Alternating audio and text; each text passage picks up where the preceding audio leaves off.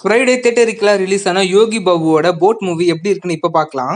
British காலகட்டத்துல சென்னையில பிரிட்டிஷை எதிர்க்கிற விதமா ஜப்பானிய விமானங்கள்லாம் குண்டு போடுறாங்க. சோ அந்த தாக்குதல்ல இருந்து தப்பிக்கிறதுக்காக ஒரு செட் ஆஃப் கேங் ஒரு போட்ல ஏறிட்டு கடலுக்குள்ள போயிடுறாங்க. சோ அதுக்கப்புறம் நடக்கக்கூடிய ஒரு சர்வைவல் டிராமா தான் இந்த போட் மூவியோட ஒன்லைன் ஸ்டோரி. எனக்கு இந்த மூவி ஒரு டீசென்ட் வாட்சபிள் மூவியா தான் இருந்தது. இந்த மூவியோட ஒன் ஆஃப் த பாசிட்டிவ் என்னன்னு சொல்லலாம் பாத்தீங்கன்னா, அந்த போட்ல நடக்கக்கூடிய கான்வர்சேஷன் தான். சில விஷயங்கள்லாம் ரொம்பவே நல்லா இருந்தது. குறிப்பா சொல்லணும்னா எம்.எஸ். பாஸ்கர் அண்ட் சாம்ஸோட பர்ஃபார்மன்ஸ்லாம் ரொம்பவே சூப்பரா இருந்தது.